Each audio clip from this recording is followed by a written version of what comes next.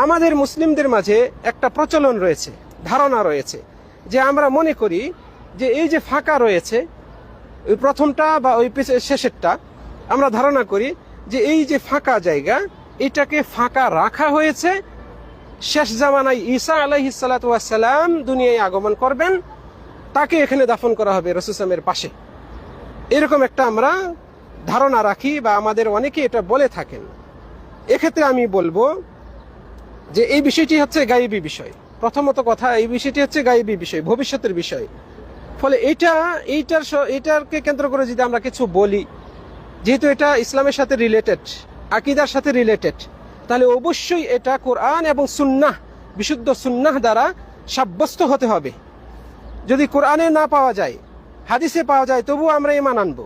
হাদিসে যদি না পাওয়া যায়, বিশুদ্ধ হাদিসে যদি না পাওয়া যায়, তাহলে আমরা অবশ্যই আকীদাগত বিষয়, গায়েবী বিষয় নিয়ে কথা বলা থেকে অবশ্যই সতর্ক থাকব।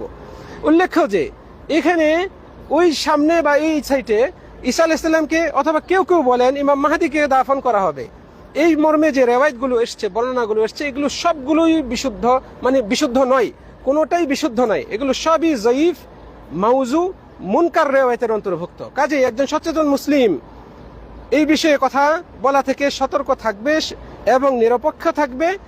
আল্লাহ ভালো জানেন, এইটুকুই তার উত্তর হবে, এটাই হলো স্বাভাবিক, যেহেতু এটা গায়েবী বিষয়।